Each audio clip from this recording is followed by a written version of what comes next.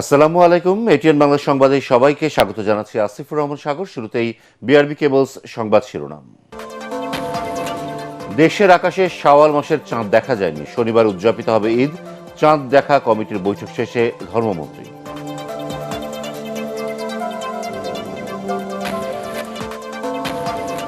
Launch terminal ও সড়কে গ্রামমুখী মানুষের ঢল, টিকিট সংকট ও বাড়তি ভাড়া আদায়ের অভিযোগ বাস যাত্রীদের।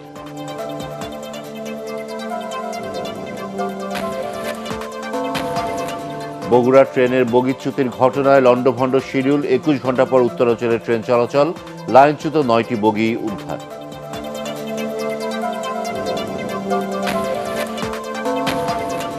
মধ্যপ্রাচ্য সংকটে শ্রম বাজার ও প্রবাসী আয় নিয়ে অনিশ্চয়তা, নতুন বাজার খোঁজার পরামর্শ বিশ্লেষকদের।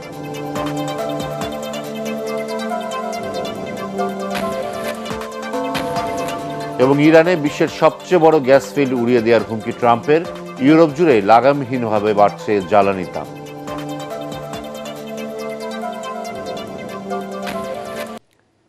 শুনছিলেন বিআরবি কেবলস সংবাদ শিরোনাম, এবার বিস্তারিত। দেশের আকাশে কোথাও শাওয়াল মাসের চাঁদ দেখা যায়নি, ফলে পবিত্র ঈদ উল ফিতর উদযাপিত হবে শনিবার। জাতীয় চাঁদ দেখা কমিটির বৈঠক শেষে ব্রিফিংয়ে একথা জানান ধর্মমন্ত্রী শাহ মোফাজ্জল হোসাইন কায়কোবাদ। সন্ধ্যায় বাইতুল মোকাররম জাতীয় মসজিদে ইসলামী ফাউন্ডেশনের সভাকক্ষে ইফতারের পর বৈঠকে বসে চাঁদ দেখা কমিটি। এতে জানানো হয়, দেশের কোনো জায়গা থেকে শাওয়াল মাসের চাঁদ দেখার খবর আসেনি।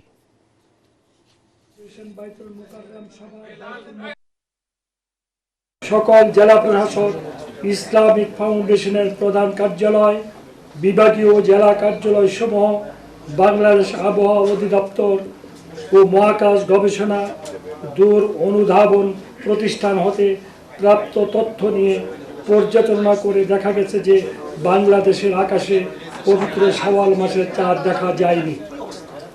এমত অবস্থায় আগামী শুক্রবার পবিত্র রমজান মাস 30 দিন পূর্ণ হবে। 21 মার্চ 2026 তারিখ শনিবার সারা দেশে পবিত্র ঈদ উল ফিতর অনুষ্ঠিত হবে ইনশাআল্লাহ।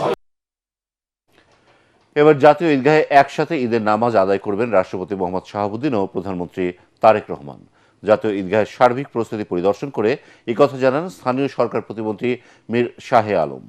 প্রতিমন্ত্রী আরও জানান, নামাজ শেষে মুসল্লিদের সাথে শুভেচ্ছা বিনিময় করবেন প্রধানমন্ত্রী। এ সময় ডিএমপির ভারপ্রাপ্ত কমিশনার মোহাম্মদ সরোয়ার বলেন, জাতীয় ঈদগাহ, বাইতুল মোকাররম সহ রাজধানীর অন্যান্য স্থানে ঈদ জামায়াতের জন্য একাধিক স্তরের নিরাপত্তা ব্যবস্থা নেওয়া হয়েছে। এ সময় ঢাকা দক্ষিণ সিটির প্রশাসক আব্দুস সালাম উপস্থিত ছিলেন।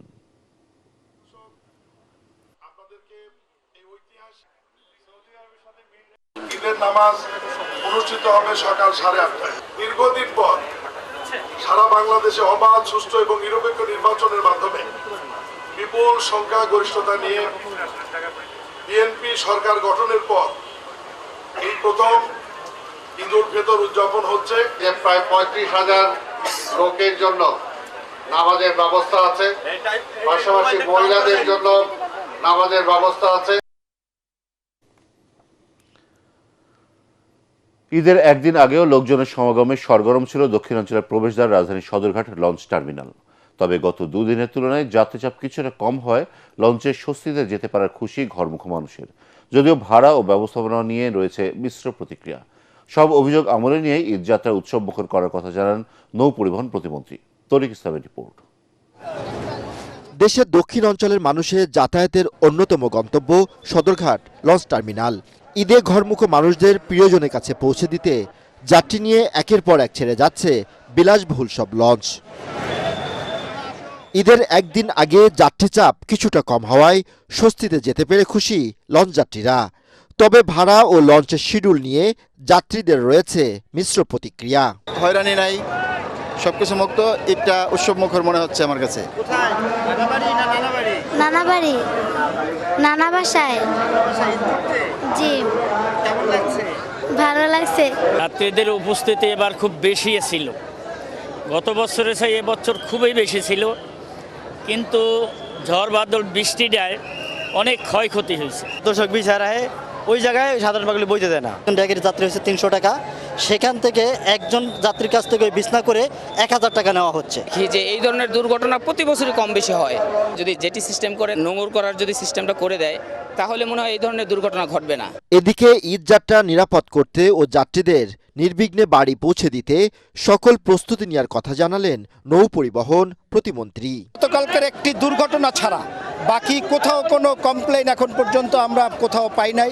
এবারে নৌপথে ঈদযাত্রা অত্যন্ত শান্তিপূর্ণ, সুষ্ঠু, আনন্দমুখর এবং উৎসবমুখর পরিবেশে হচ্ছে। আগামীকালকে যদি পরশুদিন ঈদ হয় তাহলে আগামীকালকের দিনটিও আমরা পাবো যাত্রী পারাপারের জন্য। পর্যাপ্ত সময় আছে।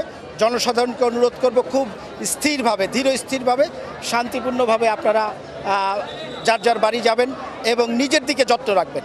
বৃহস্পতিবার বিভিন্ন রুটে প্রায় শতাধিক লঞ্চ ছেড়ে গেছে, আর তাতে আপনজনের সাথে ঈদ উদযাপনে একরাশ স্বপ্ন নিয়ে ফিরছে হাজারো মানুষ।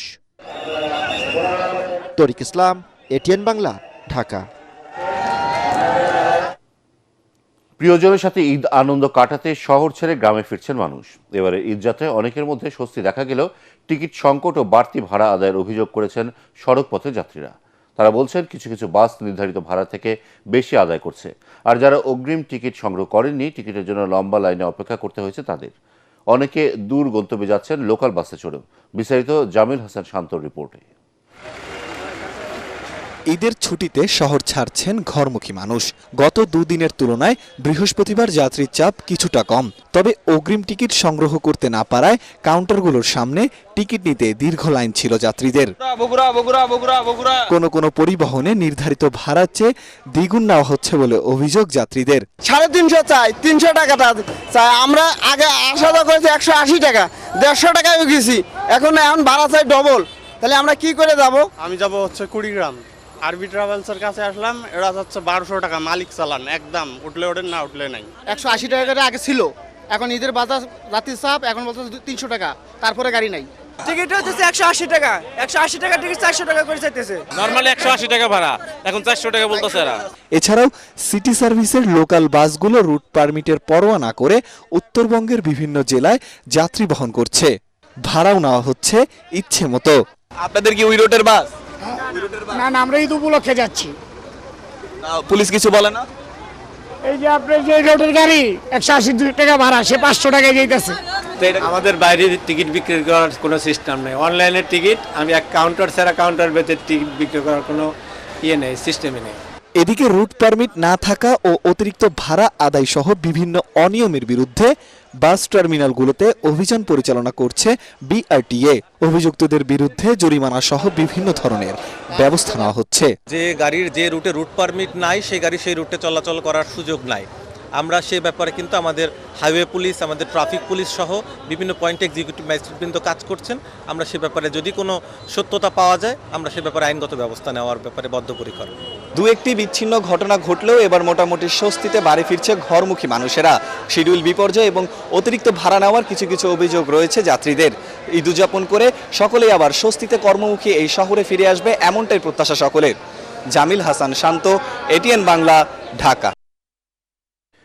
একটি দুর্ঘটনা কান্নায় পরিণত হয়েছে উত্তরবঙ্গগামী ট্রেন যাত্রীদের। লন্ডভন্ড হয়ে গেছে শিডিউল। 6 থেকে 8 ঘন্টা দেরিতে ছাড়ছে ট্রেন। রেলের অব্যবস্থাপনা নিয়ে ক্ষুব্ধ যাত্রীরা।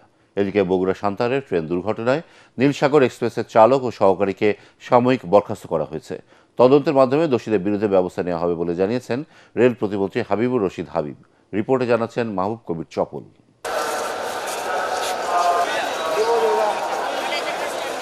ধরতে হবে গাড়ি, যেতে হবে বাড়ি, স্টেশনে আসতে হবে তাড়াতাড়ি। তবে প্ল্যাটফর্মে ঢুকে মন খারাপ উত্তরবঙ্গের যাত্রীদের। ট্রেনের বিলম্ব 6 থেকে 8 ঘন্টা।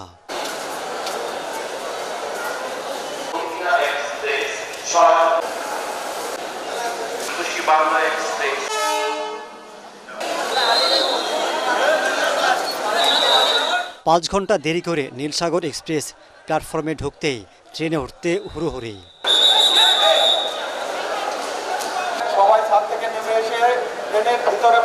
টিকিট না পাওয়ার কারণে যদি আমরা বগিতে যাই হয়তো অনেকজনের সমস্যা হতে পারে, এজন্য আর কি আগাভাগা আমরা ছাদে উঠছি। সিটও নাই ভিতরে, কষ্ট করে এখন উপরে যাইতে হইতাছে রিস্ক নিয়ে। ট্রেনের বগির ভেতরেও গাদাগাদি। ঈদ যাত্রার শুরুটা মোটামুটি ভালো হলেও শেষ দিকের অব্যবস্থাপনায় ক্ষুব্ধ যাত্রীরা। ভিতরে প্রচন্ড পরিমাণে ক্রাউড, যাওয়ার কোনো আমি যে দাঁড়াইতেছি আমি সামনে দুর্ঘটনা করতে পারি এর কোনো গ্যারান্টি নেই আমার। রেলের থেকে সে কাঙ্ক্ষিত সেবাটা কোনোবারই পায় না। ফ্যান ট্যান সারে নাই, খুব কষ্ট। এটা অনেক কষ্টের, ছোট বাচ্চা নিয়ে খুব ভোগান্তি। বুধবার সান্তাহারে নীল সাগর এক্সপ্রেসের 9টি বগি লাইনচ্যুত হয়। ঈদের সময় কেন এমন গাফিলতি, সেই প্রশ্ন যাত্রীদের। এর ব্যাখ্যা দিয়েছে রেল কর্তৃপক্ষ। আমাদের বুক স্পিডে যাই, এখানে তো ভুল নাই। বুক স্পিডে গেলে যদি কোনো ত্রুটি না থাকে তো করবে না। 400 গজ দূরত্ব যদি আমরা কোনো কিছু দেখতে পারি পরিষ্কার, সেই ক্ষেত্রে আমরা কন্ট্রোল করতে পারবো। ড্রাইভার এবং স্টেশন মাস্টার যে দুজনের কারণে এই ঘটনাটি ঘটেছে, আমরা দুজনকে কিন্তু অলরেডি আইনের আওতায় এবং পানিশমেন্ট দেওয়া হচ্ছে, তদন্ত করা হচ্ছে। তারা যারাই জড়িত থাকবে তাদেরকে আইনের আওতায় আনা এবং তাদেরকে শাস্তি দেওয়া হবে। ঈদ উপলক্ষে কমলাপুর থেকে প্রতিদিন বিভিন্ন গন্তব্যে ছেড়ে যাচ্ছে 66টি ট্রেন। ঈদের সময় ট্রেনে প্রতিদিন 70 থেকে 80 হাজার মানুষ ঢাকা ছাড়েন। ভোগান্তি আগের চেয়ে অনেকটা কমেছে, তবে ট্রেনের সংখ্যা বাড়াতে পারলে আরও বেশি মানুষ যেতে পারতেন বলে মনে করছেন যাত্রীরা। মাহবুব কবির চপল, ATN বাংলা, কমলাপুর স্টেশন, ঢাকা। মধ্যপ্রাচ্য সংকট যতই দীর্ঘায়িত হচ্ছে ততই শ্রম বাজার ও প্রবাসী আয় নিয়ে অনিশ্চয়তা বাড়ছে বলে মনে করছেন বিশ্লেষকরা। এই অবস্থায় ফ্লাইট বাতিলের কারণে দেশে আটকে পড়া কর্মীদের বিদেশ যেতে বিকল্প ব্যবস্থা গ্রহণ ও নতুন শ্রম বাজার খোঁজার পরামর্শ তাদের। একই সাথে যুদ্ধ শেষে ক্ষতিগ্রস্ত আরব দেশগুলোর পুনর্গঠনের চাহিদা অনুযায়ী কর্মী পাঠাতে সরকারকে প্রস্তুতি নেওয়ার পরামর্শ বিশ্লেষকদের। ইমদাদুল্লাহ বাবুর রিপোর্ট। বাংলাদেশের জনশক্তি রপ্তানির সবচেয়ে বড় বাজার মধ্যপ্রাচ্য। সৌদি আরব, ওমান, কাতার, বাহরাইন ও সংযুক্ত আরব আমিরাত সহ মধ্যপ্রাচ্যে গেল 20 বছরে কর্মসংস্থান হয়েছে 1 কোটিরও বেশি প্রবাসী কর্মীর, যাদের পরিশ্রমে দেশে এসেছে কোটি কোটি টাকার বৈদেশিক মুদ্রা।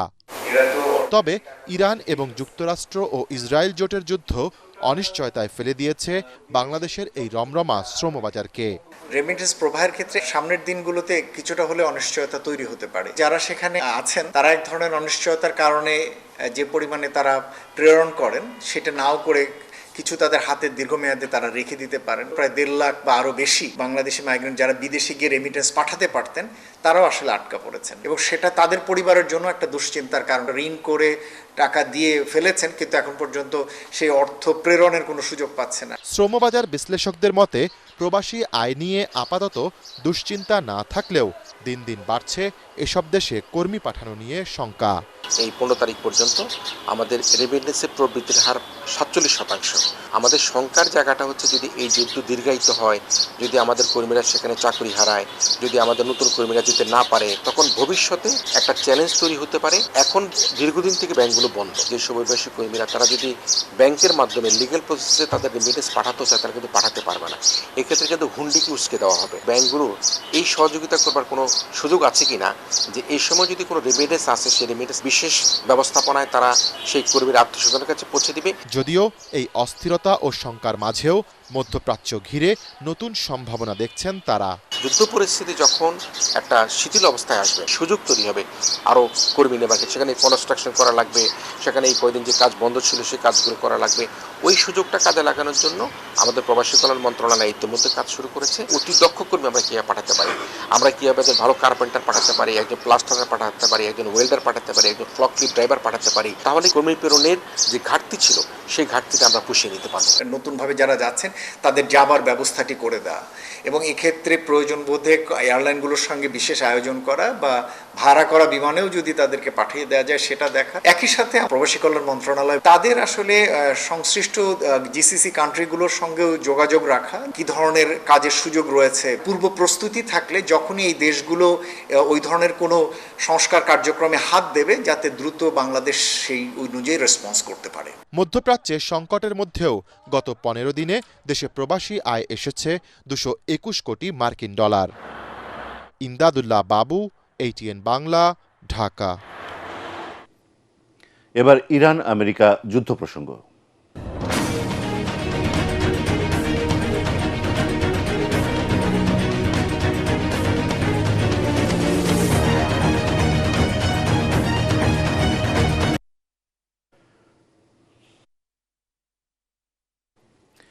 কাতারে হামলা অব্যাহত রাখলে ইরানের ভেতরে বিশ্বের সবচেয়ে বড় গ্যাস ফিল্ড উড়িয়ে দেওয়ার হুমকি দিয়েছেন মার্কিন প্রেসিডেন্ট ডোনাল্ড ট্রাম্প। ট্রুথ সোশ্যালের এক বার্তায় ট্রাম্প বলেন, নির্বিচারে কাতারের এলএনজি গ্যাস ক্ষেত্রে তেহরানের হামলা চলতে থাকলে পার্সের দক্ষিণাঞ্চলে গোটা গ্যাস ক্ষেত্রটি সম্পূর্ণ ধ্বংস করে দেওয়া হবে। এ সময় তিনি দাবি করেন, বুধবার ওই পার্সে ইসরায়েলি হামলার বিষয়ে তিনি কিছুই জানতেন না। এদিকে মধ্যপ্রাচ্যের জ্বালানি ক্ষেত্রগুলো আক্রান্ত হয় ইউরোপ জুড়েই তেল গ্যাসের দাম বাড়ছে লাগামহীনভাবে। বিস্তারিত জানাচ্ছেন আদিব মোহাম্মদ। ইরানের বিরুদ্ধে ইসরায়েল ও যুক্তরাষ্ট্রের যৌথ আগ্রাসন ৩ সপ্তাহ পার হতে চলেছে। প্রথম দিকে সুপ্রিম লিডার আয়াতুল্লাহ আলী খামেনিকে হত্যার মধ্য দিয়ে দেশটির নেতৃত্বে শূন্যতা তৈরি করে নিজেদের পছন্দমতো পুতুল সরকার বসানোর পরিকল্পনা করে ওয়াশিংটন ও তেল আভিভ। এরপর দেশটির ক্ষেপণাস্ত্র সহ সামরিক সক্ষমতা পুরোপুরি ধ্বংসের লক্ষ্যে যুদ্ধবিমান থেকে নির্বিচারে বোমা ফেলছে দুই আগ্রাসী শক্তি। কিন্তু ড্রোন ও বিভিন্ন পাল্লার মিসাইল দিয়ে ইসরায়েল ও উপসাগরীয় অঞ্চলে মার্কিন ঘাঁটি থাকা দেশগুলোতে তেহরানের পাল্টা হামলায় ওয়াশিংটন ও তেল আভিভকে ভীষণ দুশ্চিন্তায় পড়ে যেতে হয়েছে, যে কারণে এবার তেল সমৃদ্ধ ইরানের জ্বালানি ক্ষেত্রগুলো টার্গেট করেছে ইসরায়েল। বুধবার আইডিএফ বিশ্বের সবচেয়ে বড় গ্যাস ক্ষেত্র ইরানের পার্সে বিমান হামলা চালিয়েছে। আন্তর্জাতিক গণমাধ্যমে গ্যাস ক্ষেত্রটিতে আগুন জ্বলতে দেখা গেছে। ক্ষুব্ধ তেহরান পাল্টা হামলা চালায় কাতারের এলএনজি ক্ষেত্রেও। সেখানেও বেশ কিছু জায়গায় আগুনের কুণ্ডলি ও ধোঁয়া উঠতে দেখা গেছে। এই যখন অবস্থা, তখন ভীষণ ক্ষুব্ধ হয়েছেন মার্কিন প্রেসিডেন্ট ডোনাল্ড ট্রাম্প। ট্রুথ সোশ্যালের এক বার্তায় তিনি হুমকি দিয়েছেন, কাতারে হামলা অব্যাহত রাখলে ইরানের ভেতরে বিশ্বের সবচেয়ে বড় গ্যাস ফিল্ডটি স্রেফ উড়িয়ে দেবেন তিনি। ট্রাম্প বলেন, নির্বিচারে কাতারের এলএনজি গ্যাস ক্ষেত্রে তেহরানের হামলা চলতে থাকলে পার্সের দক্ষিণাঞ্চলে গোটা গ্যাস ক্ষেত্রটি সম্পূর্ণ ধ্বংস করে দেওয়া হবে। তিনি বলেন, এমন ভয়ঙ্কর বোমা ফেলা হবে ওই অঞ্চলে যা এর আগে কখনো দেখেনি ইরান। দাবি করেন, বুধবার পার্সে ইসরায়েলি হামলার বিষয়ে তিনি কিছুই জানতেন না। এদিকে মধ্যপ্রাচ্যে জ্বালানি ক্ষেত্রগুলো আক্রান্ত হয় ইউরোপ জুড়েই তেল ও গ্যাসের দাম লাগামহীনভাবে বৃদ্ধি পাচ্ছে। বৃহস্পতিবার সকালে ব্রিটেন সহ মহাদেশটির অধিকাংশ দেশে এক ধাক্কায় তেল ও গ্যাসের দাম 25% বৃদ্ধি পায়। যদিও পরে তা কিছুটা কমে আসে, তবে দিন শেষে ইউরোপ জুড়ে জ্বালানির দামে অস্থিরতা দেখা গেছে। ওদিকে কাতারের এলএনজি গ্যাসের উপর দক্ষিণ এশিয়ার অনেক দেশ নির্ভরশীল হয় এই অঞ্চলেও তীব্র জ্বালানি সংকট দেখা যেতে পারে বলে সতর্ক করেছেন বিশ্লেষকরা। আদিব মোহাম্মদ, ATN বাংলা। শেষ মুহূর্তে কেনাকাটায় জমজমাট রাজধানীর বিপণী বিতানগুলো। পরিবার নিয়ে পছন্দের পোশাক কিনছেন ক্রেতারা। বেচা বিক্রি বাড়ায় খুশি ব্যবসায়ীরাও, তবে দাম কিছুটা বেশির অভিযোগ করছেন অধিকাংশ ক্রেতা। ঐশী গোস্বামী প্রমাণ রিপোর্ট। আর একদিন পরেই ঈদ।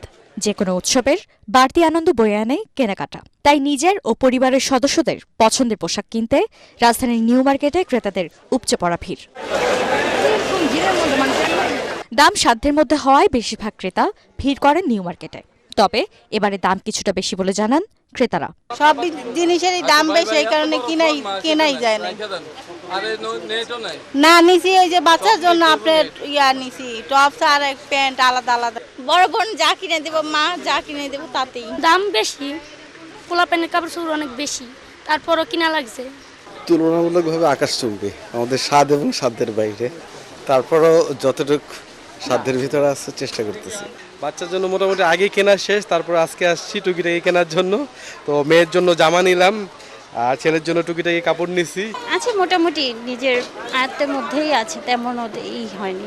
বিক্রেতারা বলছেন দাম কিছুটা বাড়তি হলেও বেচা বিক্রিতে খুশি তারা। এটা রহমতের মাস, মাশাআল্লাহ বেচা কিনি ভালো। গতবার যে একটা বেচা কিনি ছিল তার থেকে অনেক কাস্টমার, বিশেষ করে আমাদের রাতে 3টা-4টা পর্যন্ত কাস্টমার থাকে। আমাদের এই বেকার ফার্সিগুলো আর গারারাগুলো বেশি চলছে। বাচ্চাদের প্রোডাক্টগুলো আছে না এখানে, ওগুলো চলতেছে মোটামুটি ভালো, একদম ভালো। দাম কিছুটা বাড়তি থাকলেও ঈদ উপলক্ষে সাধ্যের মধ্যে পছন্দের পোশাক কিনতে পেরে আনন্দিত অনেকেই। ঐশী গোস্বামী প্রমা, ATN বাংলা, ঢাকা। এবার আন্তর্জাতিক সংবাদ।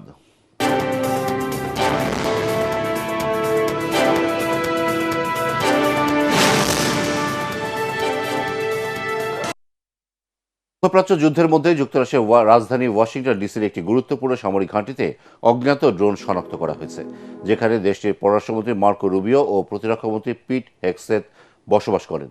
ওয়াশিংটন পোস্ট এমন খবর জানিয়ে বলেছে, এই ঘটনার পর হোয়াইট হাউস সহ ওই এলাকার নিরাপত্তা জোরদার করা হয়েছে। ঘাঁটির আশপাশে পেন্টাগনের কিছু শীর্ষস্থানীয় সামরিক কর্মকর্তাও বসবাস করেন। জায়গাটি হোয়াইট হাউস ও ক্যাপিটাল হিল থেকে মাত্র 2 মাইল দূরে অবস্থিত। প্রতিবেদনে বলা হয়েছে, রাজধানী ওয়াশিংটন ডিসিতে অন্যান্য সামরিক ঘাঁটিতেও পর্যাপ্ত নিরাপত্তা বেষ্টনী নেই। খেলার খবর।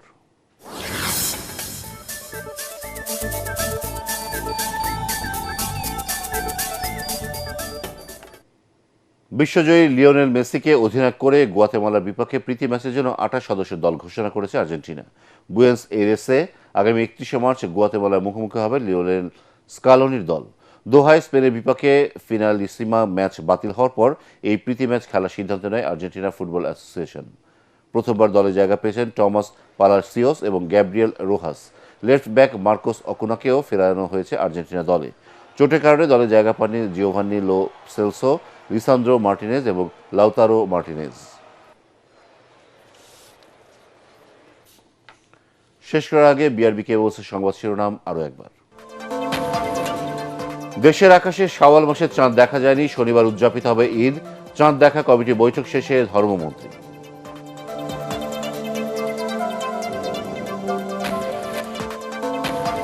লঞ্চ টার্মিনাল ও সড়কে গ্রামমুখী মানুষের ঢল, টিকিট সংকট ও বাড়তি ভাড়া আদায়ের অভিযোগ বাস যাত্রীদের।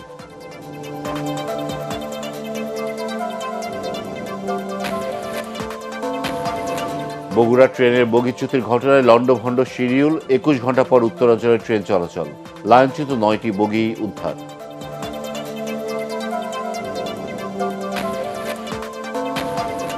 মধ্যপ্রাচ্য সংকটে শ্রম বাজার ও প্রবাসী আয় নিয়ে অনিশ্চয়তা, নতুন বাজার খোঁজার পরামর্শ বিশ্লেষকদের।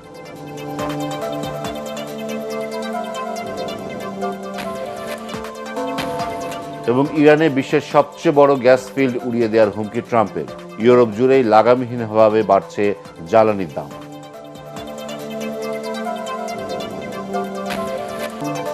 পরবর্তী সংবাদ দেখার আমন্ত্রণ জানিয়ে এখনকার মতো শেষ করছি। এটিএন বাংলা সংবাদ ইউটিউবে দেখে ব্রাউজ করুন, youtube/ATN বাংলা।